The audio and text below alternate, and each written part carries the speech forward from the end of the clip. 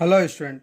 आज हम इस क्लास में महाराजा गंगा सिंह विश्वविद्यालय बीकानेर के बीए सेमेस्टर फर्स्ट के पेपर स्टूडेंट भौतिक भूगोल यानी फिजिकल ज्योग्राफी फर्स्ट पेपर के बारे में बात करेंगे। उससे रिलेटेड मोस्ट इम्पोर्टेंट क्वेश्चन जो एमसीक्यू के फॉर्म में है स्टूडेंट, क्योंकि इस बार जो हमारे पास सेमेस्टर फर्स्ट है स्टूडेंट, उसका जो एग्ज़ाम पैटर्न है वो एमसीक्यू फॉर्म में है, जिनके आंसर हम ओएमआर सीट पे फिल करेंगे।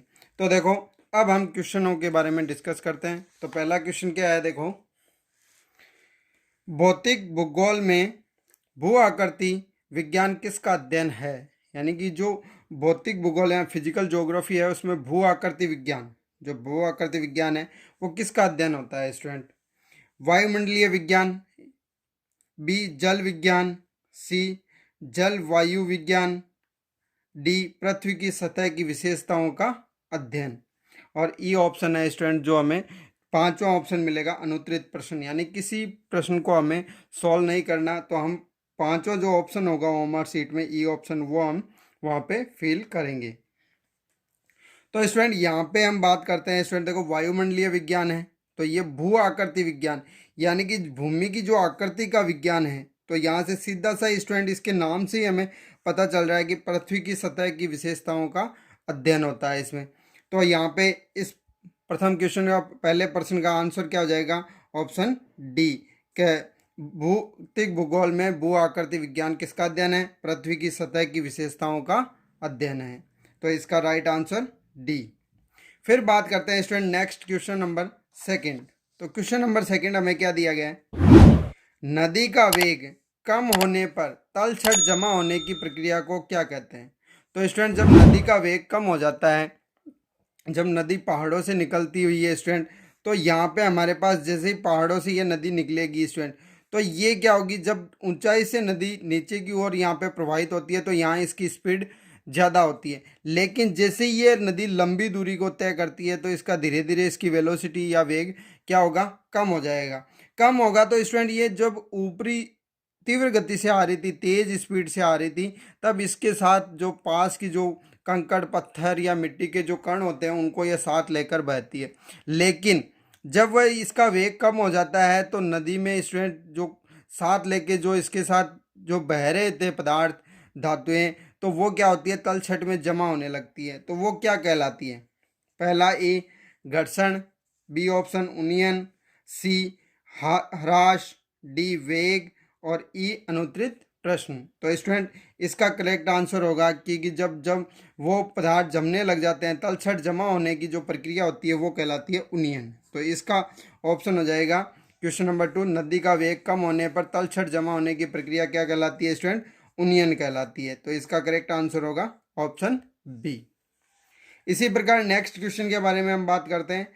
अगला क्वेश्चन है थर्ड, चूना पत्थर की आधारशिला के विघटन से कौन सी भू आकृति का निर्माण होता है। स्टूडेंट जो चूना पत्थर की जो चट्टानें होती है या चूना पत्थर की जो आधारशिला होती है, वहाँ से जब उसका विघटन होता है यानी वो टूटती है तो कौन सी भू आकृतियों का निर्माण होता है। तो ड्रमलिन, बी ऑप्शन केम, सी सिंक होल, डी मोराइन, और ई अनुत्तरित प्रश्न। तो ये स्टूडेंट जब चूना पत्थर के बारे में हम जब डिस्कस करते हैं तो सबसे बड़ी जो घटना होती है कि चूना पत्थर का जब विघटन होता है तो वहाँ पे सिंक होल का निर्माण होता है। तो कौन सी भू आकृति स्टूडेंट वहाँ पे होगी, तो वो ऑप्शन होता है सिंक होल। तो इस क्वेश्चन का राइट आंसर हो जाएगा ऑप्शन सी सिंक होल। फिर बात करते हैं स्टूडेंट नेक्स्ट क्वेश्चन नंबर 4 के लिए। तो क्वेश्चन नंबर 4 क्या दिया गया है, देखो, उस प्रक्रिया को क्या कहते हैं जिसके द्वारा चट्टानें अम्लीय जल द्वारा घुल जाती है। यानी वो प्रक्रिया क्या है स्टूडेंट जिसके द्वारा चट्टानें होती है वो अम्लीय जल द्वारा घुल जाती है। यानी कि जब अम्ल वर्षा होती है तो उन चट्टानों का विघटन हो जाता है, यानी कि वो घुल जाती है, टूट जाती है।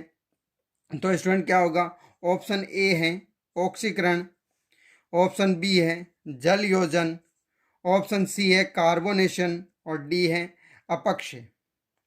तो स्टूडेंट यहाँ पे हमारे पास अलग अलग ऑक्सीकरण क्या होती है, जब केवल और केवल जो चट्टानें हवा से कटाव होकर धीरे धीरे वो जब टूट जाती है या ख़त्म हो जाती है तो उसे हम ऑक्सीकरण कहते हैं। जल योजन जो स्टूडेंट यहाँ पे जल के साथ क्रियाएं करती है तो वो हमारे पास जल योजन कहलाती है। जो चट्टानें अब यहाँ पे स्टूडेंट अम्लीय जल की बात हो रही है, जल के साथ बात नहीं हो रही। तो यहाँ पे स्टूडेंट क्या हो जाएगा, इसके अकॉर्डिंग हमारे पास अपक्षय, अपक्षय क्या होता है, पानी हवा का जो मिश्रण होता है उससे यदि अपक्षय चट्टानें विघटित होती है तो ये अपक्षय हो जाता है, जिसमें ऑक्सीकरण, जलयोजन, कार्बोनेशन सभी आते हैं अपक्षय के अंदर। लेकिन कार्बोनेशन होती है स्टूडेंट, कार्बोनेशन की जो प्रक्रिया होती है वो अम्लीय जल द्वारा जब चट्टानों का विघटन होता है तो वो प्रक्रिया क्या कहलाती है, कार्बोनेशन। तो यहाँ पे हमें देखो क्वेश्चन 4 में क्या पूछा गया है, उस प्रक्रिया को क्या कहते हैं जिसके द्वारा चट्टानें अम्लीय जल द्वारा घुल जाती है। तो इसका राइट ऑप्शन हो जाएगा सी, कार्बोनेशन। तो ये हमारे पास। अब नेक्स्ट क्वेश्चन नंबर 5 के बारे में हम बात करते हैं स्टूडेंट। क्वेश्चन नंबर 5 क्या दिया गया है, देखो, किस प्रकार का ग्लेशियर पहाड़ी से घाटी में निकलकर निचली भूमि पर बहता है। तो स्टूडेंट किस प्रकार का ग्लेशियर पहाड़ी घाटी से निकलकर निचली भूमि में बहता है, ये पानी। तो स्टूडेंट हमें पता है ग्लेशियर क्या होते हैं, जहाँ पे स्टूडेंट बहुत ही कम तापमान होता है और वहाँ पे जब पानी जमी हुई अवस्था में हमें मिलता है तो उसे हम कहते हैं लेकिन वहाँ से स्टूडेंट ग्लेशियर पहाड़ी घाटी से निकलकर निचली भूमि में बहने लग जाता है तो वो क्या होगा।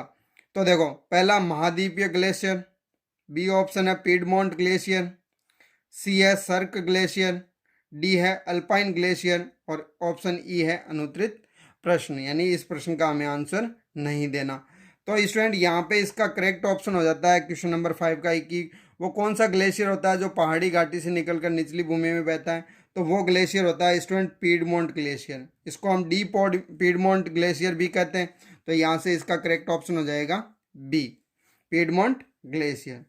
फिर बात करते हैं स्टूडेंट नेक्स्ट क्वेश्चन नंबर 6। तो क्वेश्चन नंबर 6 क्या दिया गया है, देखो, मिट्टी के कणों को हवा द्वारा उठाने और गिराने की प्रक्रिया कहलाती है। पहला ए ऑप्शन अपस्फीति, बी वल्गन, सी कटाव, डी संघर्षण और ई अनुत्तरित प्रश्न। तो स्टूडेंट जब मिट्टी के कण होते हैं वो हवा द्वारा ऊपर उठते हैं और गिरते हैं तो उस प्रक्रिया को हम सॉल्टन कहते हैं या सॉल्टेन। तो स्टूडेंट यह सॉल्टेन की जो प्रक्रिया होती है तो इसमें क्या होता है कि जब हवाएं तेज गति से चलती है तो मिट्टी के कण होते हैं वो हवाओं के साथ क्या होते हैं, ऊपर उठ जाते हैं।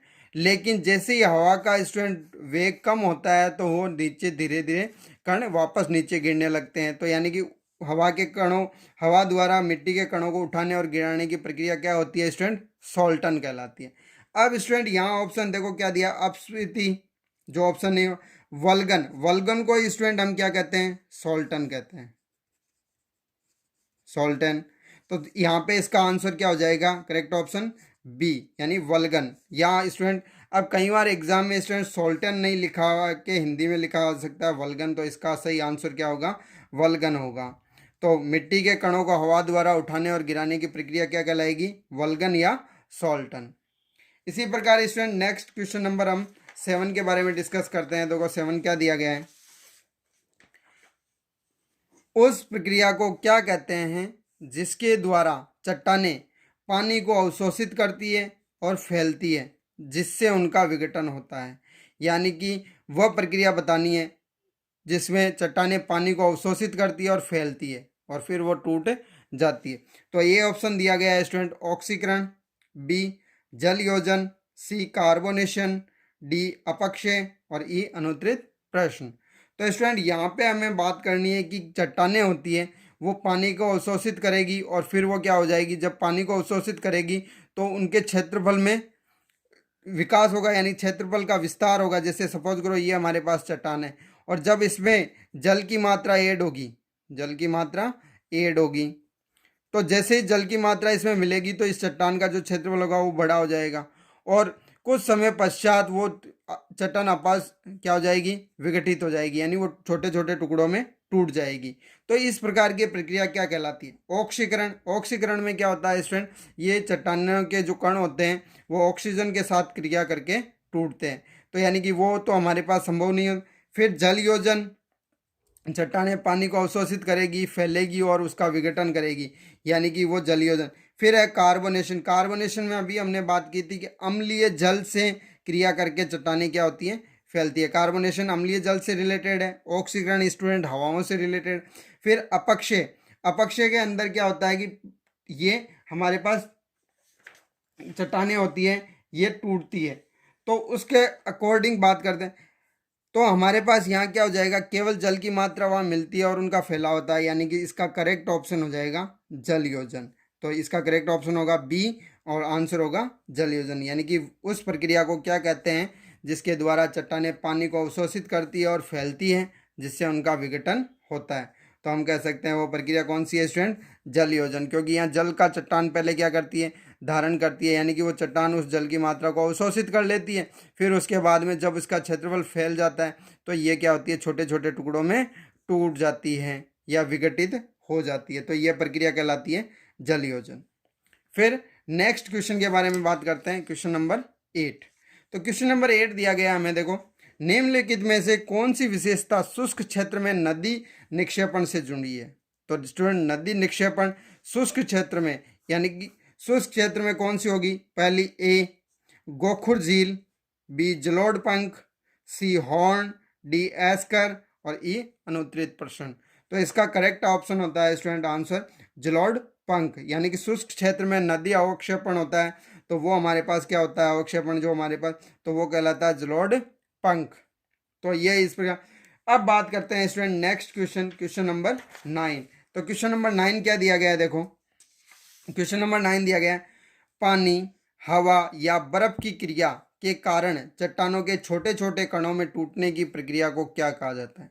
यानी पानी, हवा या बर्फ की क्रिया के कारण, यानी चट्टानें पानी, हवा या बर्फ से क्रियाएं करती है और फिर छोटे छोटे टुकड़ों में टूट जाती है।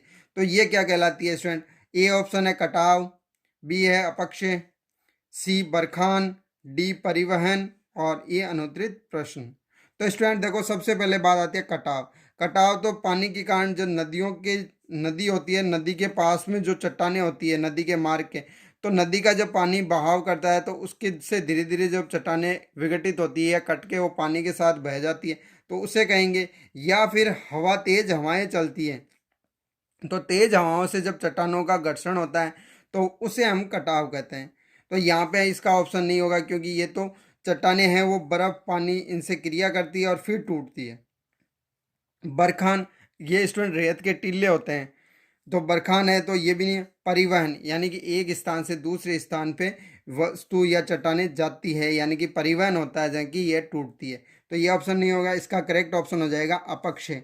यानी वो प्रक्रिया कौन सी होगी जिसमें क्रिया होती है पानी या हवा की और चट्टानें छोटे छोटे कणों में टूट जाती है, तो ये कहलाती है अपक्षय। फिर नेक्स्ट क्वेश्चन नंबर 10। तो क्वेश्चन नंबर 10 क्या है, देखो निम्नलिखित में से कौन सी विशेषता तटीय निक्षेपण से जुड़ी है। ए फियोर्ड, बी स्पिट, सी अरेटे, डी केम और ई अनुत्तरित प्रश्न। तो स्टूडेंट वह कौन सी विशेषता है जो तटीय निक्षेपण से जुड़ी है, तो वो हमारे पास विशेषता है यहाँ पे स्पिट। स्पिट जो व्यवस्था होती है वो नदी जो तटीय निक्षेपण होता है स्टूडेंट, वो तटीय निक्षेपण स्पिट कहलाता है। तो ये कौन सी विशेषता होगी, स्पिट होगी। तो ये इस प्रकार से आज की क्लास के लिए स्टूडेंट ये 10 क्वेश्चन। अब नेक्स्ट क्लास में हम मिलते हैं और क्वेश्चनों के साथ, तब तक आप पढ़ते रहिए। Thank you.